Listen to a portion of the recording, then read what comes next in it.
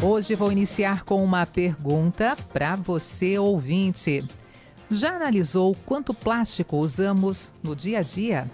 O plástico é um dos grandes vilões do meio ambiente. Isso porque ele pode levar até 450 anos para se decompor. Por isso, fazer a destinação correta desse tipo de material é tão importante. O plástico deve ser separado no lixo reciclável para a coleta seletiva. E cada vez mais fica evidente que hábitos saudáveis contribuem para evitar agressões à natureza.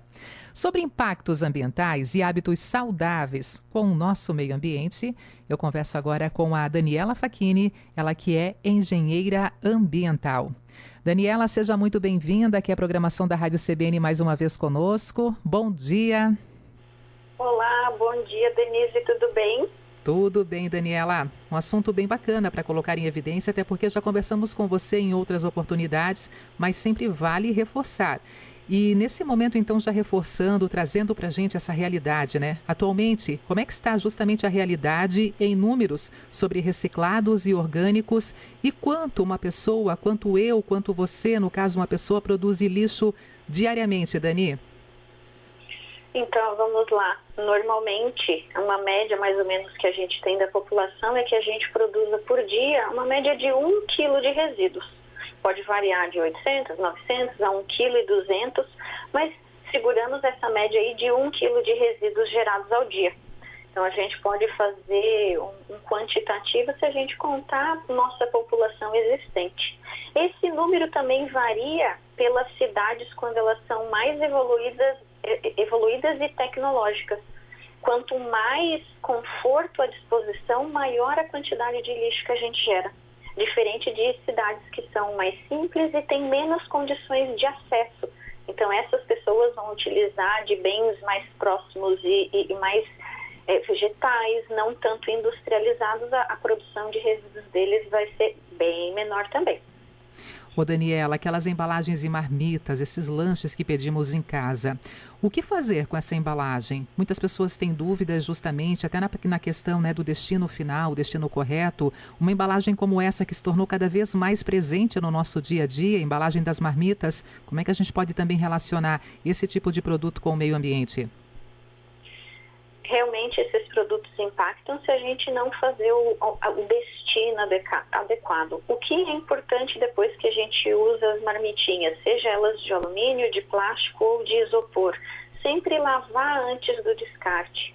Inclusive o isopor, ele pode ser reutilizado, né? Pode acontecer a reciclagem do isopor, das outras embalagens também, mas é importante a gente lavar e limpar. Não destinar ela com todos os restos de alimentos ou engordurado. Isso pode dificultar ou então não acontecer a reciclagem deste material. E outra coisa, a gente guarda este material em casa antes de destinar para reciclagem.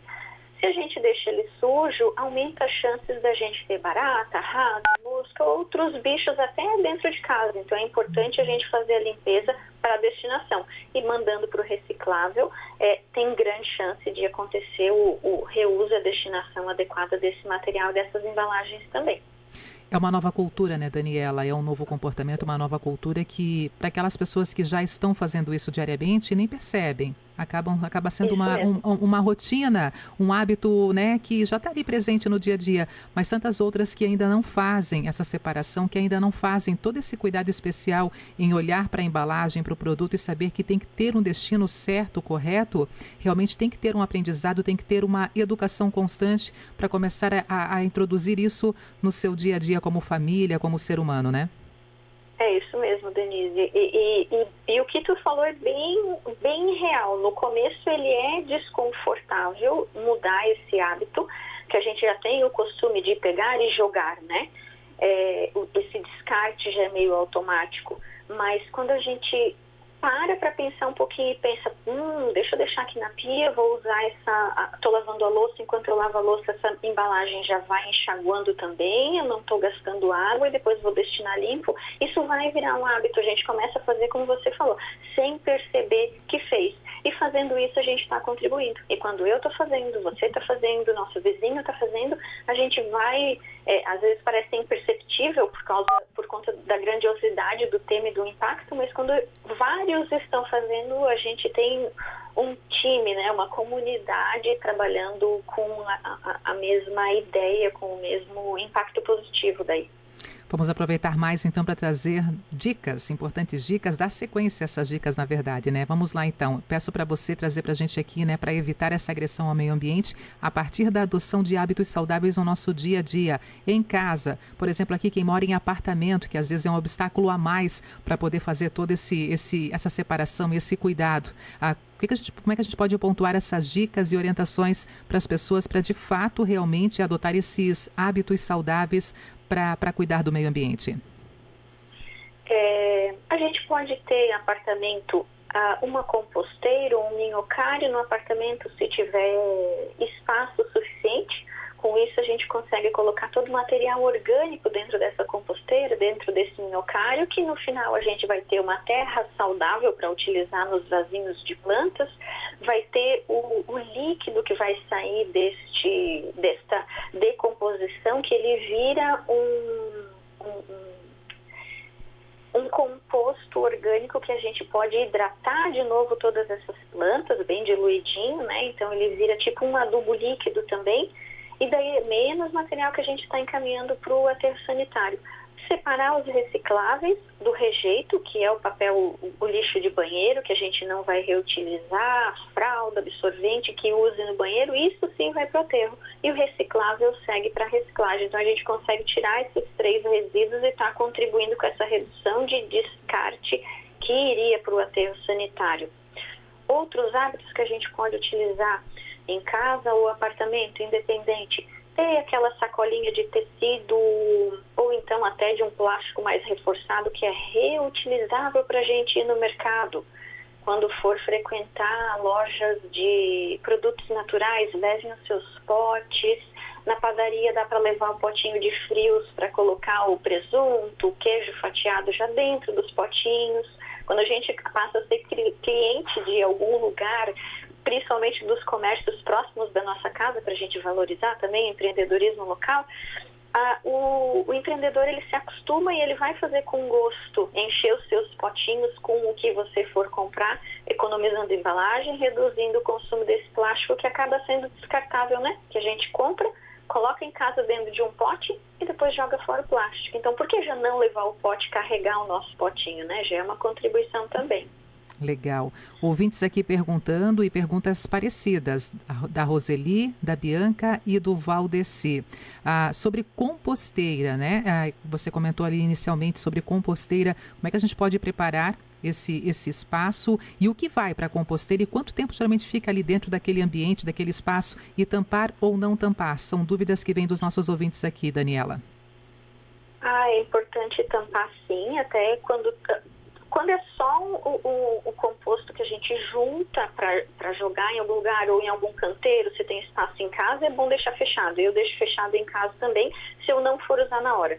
Se eu já for levar direto cascas de fruta, legumes, folhas, restinho de pão, esses materiais secos e direto de fruta, de legume, de verdura, tudo isso é compostável rápido.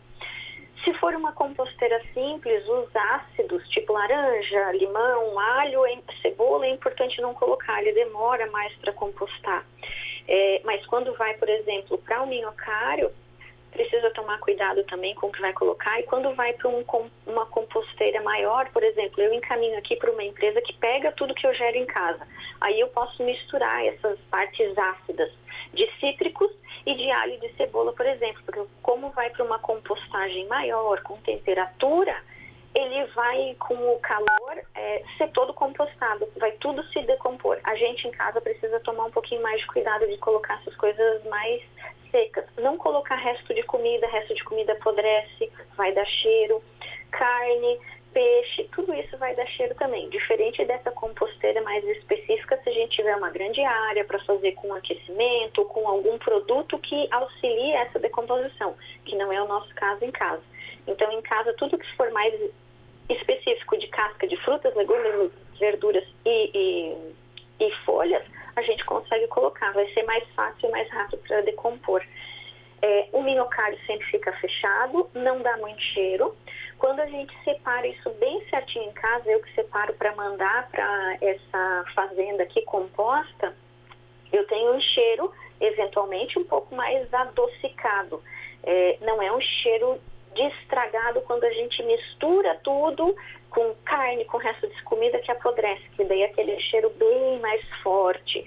Então, o cheiro tem em alguns momentos, só que ele não é tão crítico, tão ruim, quando a gente separa só esses materiais que são mais naturais, né, que são vegetais realmente. Não sei se eu respondi a pergunta de todo mundo. Sim, ô Daniela. E aí, assim, tendo esse produto em casa, essa transformação desses produtos ali, depois eu posso levar isso, né? Se eu tenho um jardinzinho, se eu tenho uma horta, eu posso fazer esse contato direto com a terra e ver também essa transformação, e depois a colheita vai me mostrar realmente esse cuidado que eu tive lá no início com a colheita dos produtos muito mais saudáveis e saborosos, né? Não, se a gente plantar, com certeza. Eu tenho meus pezinhos de manjericão, cebolinha, agora plantei pimentão, funcionou também. Eventualmente vem abóbora e tá ali em casa. Salsinha, que eu vou ali, pego do meu quintal, tem um vasinho também e aproveito essa naturalidade, né? Esse orgânico real, que é meu, que é puro de casa, que deixa a comida bem mais gostosa também. E lembrando que estamos num país campeão na utilização de agrotóxicos, isso nas lavouras, e os produtos que chegam até a nossa casa muitas vezes não estão escape desses agrotóxicos. Aquele mais bonito, aquela fruta mais colorida, mais presente realmente a cor ali, muitas vezes ela foi realmente, né, desenvolvida e produzida com muito agrotóxico, e depois colhemos isso também na nossa saúde, né, Daniela? Não, com certeza. Até pode ser um tema para a gente trabalhar numa outra entrevista também. Temos tempinho ainda para falar de mais algum? Temos sim. Eu queria aprofundar contigo o principal assunto que colocamos em evidência, que foi realmente, né, começamos a entrevista falando sobre o plástico e esse tempo que ele usa realmente necessário para fazer o seu descarte, a decomposição, aliás, junto à natureza, cerca de 450 anos, para aquelas pessoas então entenderem exatamente sobre a importância de dar um destino correto à separação e depois o destino correto para o plástico, começando com ele agora aqui esse olhar especial mais uma vez. E para aquelas pessoas que têm o costume também de utilizar no seu dia a dia copos plásticos, como é que a gente pode também oferecer opções para elas mudarem esse tipo de hábito, esse tipo de comportamento que vai com certeza contribuir com o nosso meio ambiente? Eu convido todo mundo que estiver ouvindo a ter a sua canequinha adotada, a sua garrafa adotada, uma caneca, uma xícara e a garrafa, e carregar consigo sempre. Por quê? Hoje aqui no Brasil, diariamente, a gente produz 720 milhões de copinhos descartáveis. Pensa se a gente for parar cada vez que a gente for tomar um copo de água, pegar um copinho descartável. Então, 720 milhões de copos por dia. Essa quantidade de copinhos, ela consegue dar uma volta e meia no planeta se a gente empilhar todos esses copos. Então, é uma contribuição que a gente pode estar fazendo quando a gente tem a nossa caneca e a nossa garrafinha. Então, quando forem pegar uma garrafa também, procurem uma garrafa um pouco mais resistente, de vidro, de alumínio, inox ali, que tem algumas garrafas também, ou um plástico um pouco mais resistente, para que a gente consiga reusar essas garrafas e para que, eventualmente, se a gente esquecer no sol, no carro, que tem maior aquecimento, ela não libere nenhum tipo de substância química e tóxica que depois a gente consuma essa água de novo. Eu tenho garrafas mais resistentes que eu carrego em todos os lados. Eu tenho um copo de plástico mais resistente que eu carrego comigo também quando eu paro em algum lugar para tomar um café. Eu trabalho um pouquinho no início até a gente criar esse hábito, mas depois não. Esse final de semana, por exemplo, eu participei de um evento, de uma imersão, em que eu levei a minha garrafa, eu levei esse meu copo de café.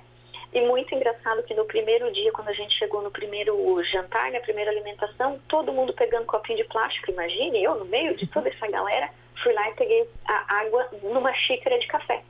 E usei isso depois. Gente, eu usei a xícara porque eu não uso plástico.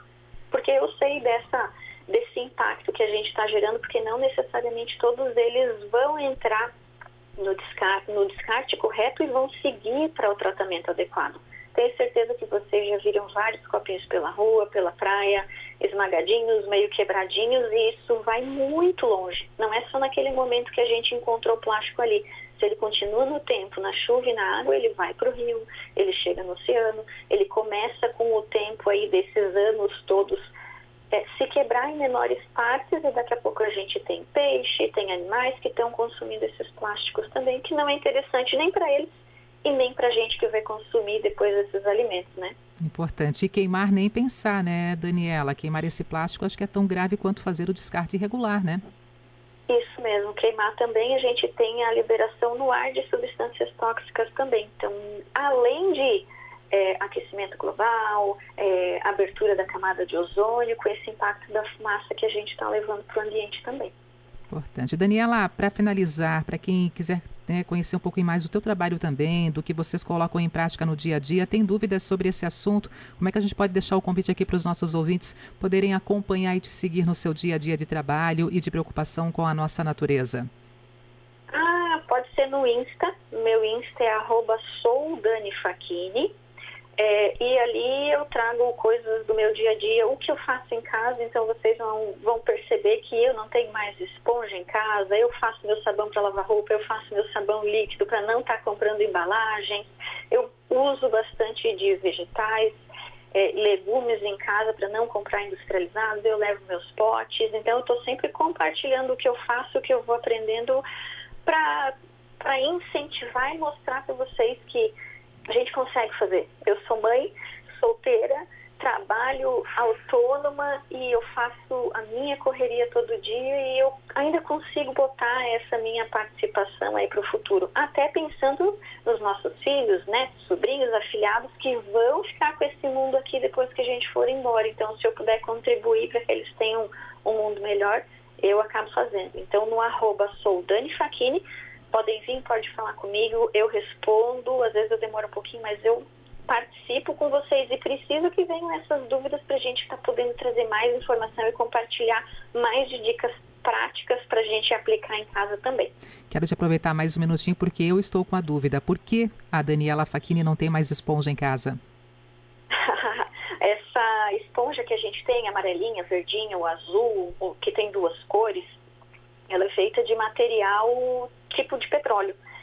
Vem do petróleo, é um material plástico. Então, à medida que a gente vai usando a esponja, ela vai liberando micropartículas que vão para a água, que vão para o solo. Até lá no meu Insta eu tenho um exemplo que eu deixei essa minha esponja na área do tanque lá fora, que fica tomando sol. Essa esponja começou a farelar todinha. E isso vai para a água, isso vai para o solo, isso fica no ar, porque são partículas muito pequenininhas, então a gente acaba cheirando isso também, né? Então eu tirei essas esponjas, que tem também uma vida útil. Uma vida útil é curtinha, né? Porque a cada 15, 20, no máximo 30 dias a gente tem que trocar as esponjas por conta das bactérias que ela acumula ali. Então imagine quantas esponjas que a gente gera no ano. Então, além dessa vida útil que é curta, ela permanece presente no ambiente por centenas de anos também.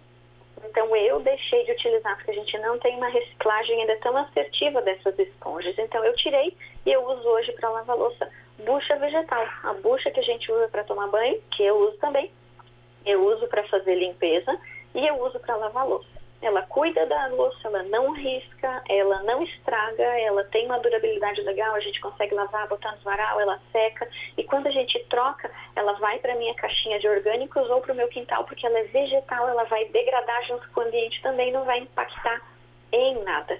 Olha só, e por falar em quintal, aqui o nosso ouvinte, o Wilson Raimundo de Timbó, ele mandou uma foto e coloca o seguinte: bom dia, Denise, bom dia, Daniela, eu também faço compostagem, e ele mostra justamente aqui já o resultado final nessa postagem que ele compartilhou conosco aqui, nessa foto aqui colocada em evidência, se cuidar da natureza e já ter a sua horta em desenvolvimento através da compostagem. É também aqui a colocação feita pelo nosso ouvinte Wilson Raimundo, direto de Timbó, participando da nossa entrevista aqui, Daniela, com você na Rádio CBN.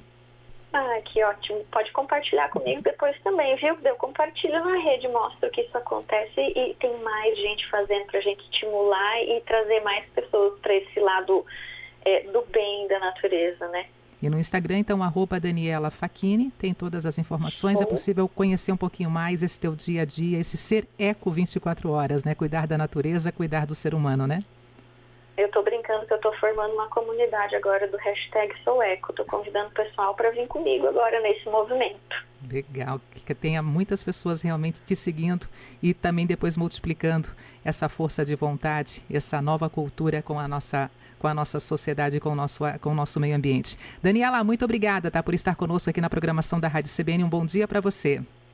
Obrigada, Denise. Ótimo dia também para vocês todos que estão acompanhando a gente aqui na CBN. Ótima semana. Daniela Facchini, engenheira ambiental, hábitos saudáveis contribuindo para evitar agressões à natureza. Muitas dicas, né? Muitos detalhes que foram evidenciados pela nossa convidada aqui, a Daniela, nessa entrevista na rádio que toca a notícia.